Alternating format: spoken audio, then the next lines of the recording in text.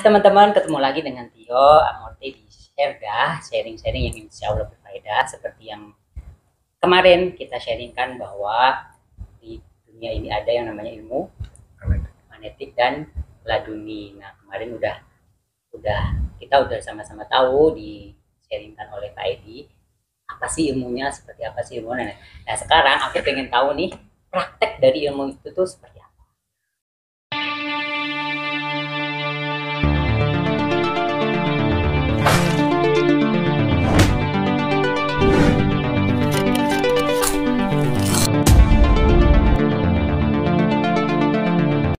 Tentunya Pak Edi pasti banyak sekali pengalamannya Pak Edi ya.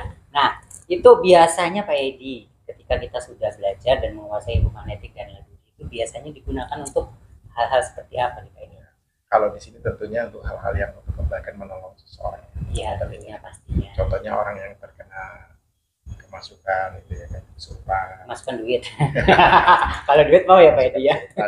Masukkan orang yang sakit yang nggak wajar gitu. Kesurupan, ketempelan lah ya. Iya, betul. Kemudian kayak bahkan orang yang santet punya, ya. Ya orang kena guna lah ya. Terus orang yang punya ilmu pengen dilemahkan, mau dihilangkan di ilmu itu bisa juga Mas ya. Punya ilmu pengen dihilangkan dengan energi. Karena contohnya ilmu yang negatif lah ya. Nah, itu untuk pembersihan itu bisa juga untuk menggunakan hal itu. Oke. Satu-satu nih Pak Edi. Pengalaman mempraktekkan untuk menggunakan ilmu magnetik dan laduni ketika Pak Edi membantu orang yang kemasukan. Ada nggak pengalaman seri itu? Wah, itu udah banyak. Oh, banyak. Salah satunya lah Pak Edi. Jadi gini, ketika prosesnya gimana gitu? Prosesnya ya otomatis kita kan menggunakan energi ya. Pasti nanti dia akan tahu Mas. Orang yang kesurupan kita begitu baru berhadapan dia akan berontak. Tahu ya? Nggak boleh bawa saya itu untuk ikut campur. Jangan jadi yang kesurupan itu bisa merasakan yang biasa sama orang yang energinya dia kan akan mengincar. Misalnya dia kesurupan ada udah tahu nih udah mengusir gue. Dia akan tahu akan melototin saya atau gimana karena dia melihat sesuatu energi dia bukan merasakan juga gitu. Oh iya. Iya. Etik tadi ya. Begitu kita ini dia otomatis udah tahu. Tapi itu yang sudah tahu ya atau menguasai ilmu magnetik dan laduni. Tapi kalau orang biasa mungkin enggak ya. Ya biasa aja. Biasa aja. Nah, ketika misalkan ada yang kesurupan atau kemasukan. Nah, untuk proses penyembuhannya itu menggunakan ilmu magnetik dan laduni itu seperti apa sih Pak? Ya intinya kita apakah cuma diculing atau cuma di grup ya kita kan tanya baik-baik aja ya kan. Oh ya, gitu. Oh, kayak diskusi tapi ya, sambil diskusi, ngapain gitu ya? Ya tolong ya istilahnya bahwa kamu siapa dari mana ya, maksud dan tujuannya apa. Ya kalau dia istilahnya tetap nggak mau membandel ada ya kita harus diingatkan. Kalau nggak mau ya kita harus dobrak. Mau nggak saya ini? Saya dobrak atau saya bakar atau gimana? Oh jadi awalnya baik-baik dulu lah intinya, mau musik saya baik-baik gitu ya. Diskusinya ya kita ngomong baik-baik negonya ya. Itu belum gunain ilmu dari belum tuh. Nanti kalau dia tetap pasti dia akan ada melakukan perlawanan. Oh jadi pertama magnetik dulu kalinya ya. Kayak ya nanti kan ngobrol dulu kita ngobrol. Kalau dia nggak mau dia membandel, pasti dia akan mengutarakan kata-kata. Jangan ikut campur, urusan saya. Pokoknya intinya yang melawan lah ya. Iya, otomatis yang sudah seperti itu Mas. Itu magnetiknya berperan dia Pak. Kita udah baik-baik, nego, nggak mau juga ya otomatis kita dobrakan gitu. Dobrak itu hanya dipaksa begitu. Ya, nah itu baru pakai yang namanya dengan magnetik. Dengan energi magnetik itu tadi. Magnetik tentunya dikombinasi dengan laduni. Laduni itu kan istilahnya kan ilmu yang dimiliki bagi orang-orang yang soleh atas kehendak Allah. Ya itu doanya dilakukan yang sifatnya sifat itu tadi Mas. Jadi sebenarnya simpel ya. Dengan ilmu magnetik dan laduni buat membantu orang yang kesurupan itu ya cuman seperti itu gitu kan. Cuman mungkin yang pada saat tahapnya begitu ya nggak semua orang bisa. Karena kadang-kadang ya namanya bangsa begitu dia nggak konsisten juga. Ada yang konsisten, ada yang nggak juga. Sama seperti manusia juga sih. Konsisten. Arti kata konsisten dia udah menyerah. Bahwa dia udah kena semacam titik spotnya tapi dia menyerah. Ampun, saya menyerah. Tapi sisi lain dia memang ya begitu berbohong gitu. Tapi ternyata dia masih membandel. Nah itu dari yang mengobatin tadi tahu nggak kalau dia itu sebenarnya ternyata belum. Ya kita kan harus bisa membaca situasi dan keadaan, wah ini cuma tipu daya kan, tipu daya. Ternyata dia dan juga pura-pura ya kan, ternyata masih bersarang di sini. Mau nggak mau ya kita tekan habis. Ya. Nah, itu menggunakan ilmu tadi ya? Iya, kita tekan habis. Biasanya kalau jin-jin yang sifatnya membandel itu kan lebih baik mati di kalangan daripada ya harus menyerah. Biarpun dia udah menjerit ampun-ampun, tetap dia gengsi ya. Kalau ya, istilahnya ya, orang itu gengsi dong, gue masa kalah sama ini. Gengsi, ya, mati daripada gitu ya. Iya, itu hampir gitu ya, Mas. Kebanyakan begitu. Iya, ya ada juga. Baru ini saya tahu ini cepat terbit yang begini, ya udah, saya nyerah deh. Konsisten sekali berbohong, Mbak. Kadang-kadang deh, ya udah, saya nggak bisa keluar, harus dibantu. Ya dibantu. Keluar, bener, keluar. Ada juga yang benar-benar konsisten, ada. Nah, tadi kan disebutkan bahwa ilmunya itu bisa mungkin agak jauh, antara berapa tadi Pak Edi? Bisa puluhan meter. Puluhan meter. Nah, ya. Ketika mengobati atau membantu orang yang lagi kesukaran itu, apakah harus dekat? Apakah dengan jarak jauh juga tidak? Ya begini Mas ya. Tapi kan lebih efektifnya kalau kita menggunakan langsung berhadapan. Dekat ya? Ya. Tapi kalau misalnya kita jauh kan bisa ditransfer. Ditransfernya arti kata itu kan ibaratnya semacam kayak sinyal telepon. Kalau memang pas posisinya semacam sinyal itu kan kadang-kadang kan gangguan ya, kuat lemah. Iya. Nggak efektif. Tapi lebih bagusnya ya kita berhadapan. Iya, langsung kesentuh langsung ya. Jadi nggak ada gangguan ya. Kayak handphone ya, kalau ada gangguan sinyal ngomong juga nggak. Emang kalau kita kayak gini kan tergantung dari kondisi tubuh kita juga. Itu sangat berpengaruh. Kalau kita lagi fit, kita ya insya Allah sinyalnya tuh kuat ya. Nah, energinya. Nah, pernah nggak Pak Edi kejadian, bukan Pak Edi ya, kan sharing teman-temannya juga, ketika ngebantu itu kalah dalam artian dianya lebih kuat daripada mungkin ilmu yang mengobatin itu istilahnya belum kuat, terus kemudian kalah dengan itu. Pernah nggak sih kayak gitu? Ada nggak? Kita kadang-kadang begini, kita mengobatin kan bisa makan waktu bisa 3 jam 4 jam. Tergantung dari level yang memasuki unsurnya ya. Bisa semacam jinnya. Tapi kalau levelnya yang misalkan kan itu kan tingkatnya sama seperti kayak ada yang kopral, firsajen. Kalau levelnya kuat ya mungkin bisa kalah ya. Ya, istilahnya ya bukan kalah tapi ya alhamdulillah kita masih bisa karena bantuan dari Allah. Yang sudah seperti itu, Mas. Tapi kita udah menguras energi kita. Karena udah berjam-jam tenaga kan terkuras. Jadi kan itu ya. Hanya tergantung lama enggaknya ya. Kalau dia makin kuat berarti energi yang kita keluarkan makin banyak. Terus waktu yang diperlukan juga makin banyak gitu ya Pak Edi.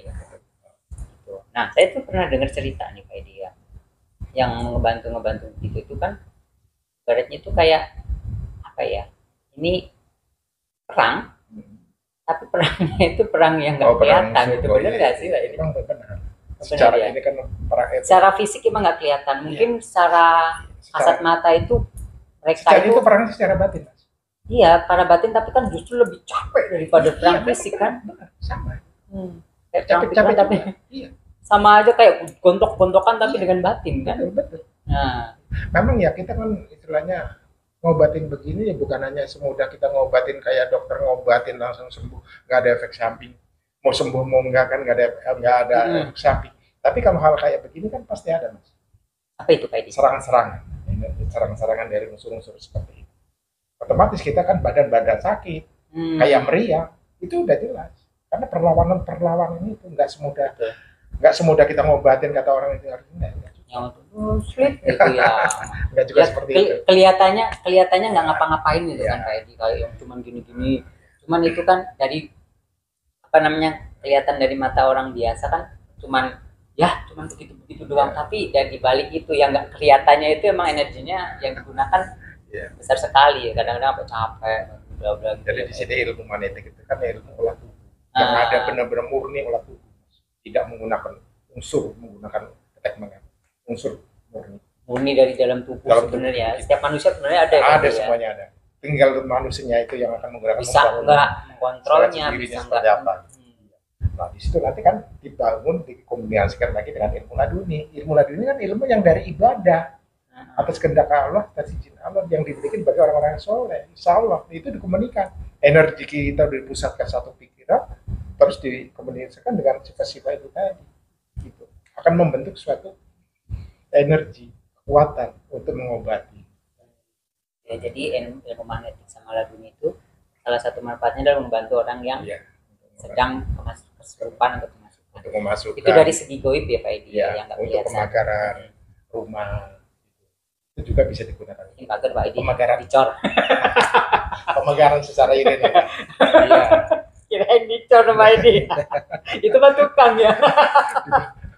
Itu pemagaran secara langsung. Saya juga pernah mendengar istilah dipagarin gitu, dipagarin. Nah, mungkin yang dimaksud Pak Edi adalah dipagarin itu secara kasat mata yang nggak kelihatan, secara goib lah ya. Kalau kasat matanya ya pagar kan pakai kayak bambu racak-racak gitu ya kan. Iya, ini pagar buat hal-hal yang baik lah ya. Istilahnya pagar goib lah ya kan. Betul. Dan itu bisa juga digunakan untuk pengusiran, Mas. Untuk membersihkan rumah, ada yang unsur-unsurnya kita untuk membersihkan bisa jadi. Ya, jadi Gitu.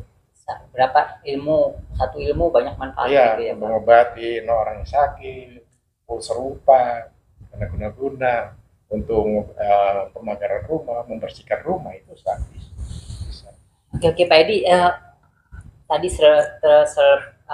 tersirat sedikit mengobati orang sakit.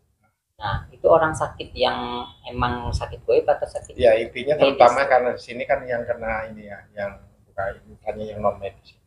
Karena kita kan menggunakan Iya betul. Jadi ya orang yang terutama ya orang-orang yang nggak wajar-wajar. Iya. Tapi ya nggak, itu bagus juga kalau yang secara medis karena doa kan mengandung doa juga gitu Mas. Nggak masalah. Jadi bersinergi. Iya, istilahnya secara medis juga nggak masalah digunakan karena itu kan doanya kan sifat itu tadi kan dari Al-Quran. Nah, selain bermanfaat buat itu tadi Pak Edi, ini dari segi ngebantu orang ya, orang lain. Nah, dari buat Pak Edi sendiri itu ketika sudah punya atau menguasai ilmu magnetik sama laduni ini, buat Pak Edi sendiri itu manfaatnya seperti apa? Ya kalau bagi saya ya karena itu mengandung doa dan ibadah ya sangat biasa pakai itu ya berfaedah sama sekali kan.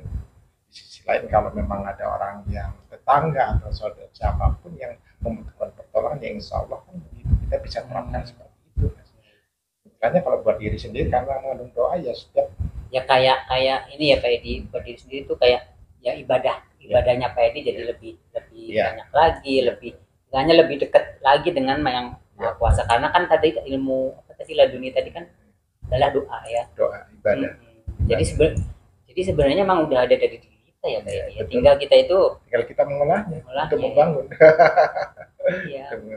Mungkin zaman dulu sebelum zaman seperti ini banyak lah ya orang yang istilahnya konsen ke hal-hal seperti ilmu laduni sama magnetik. Cuman dengan berkembangnya zaman, orang agak lebih konsen hal-hal yang lebih kelihatan mata daripada yang nggak kelihatan mata.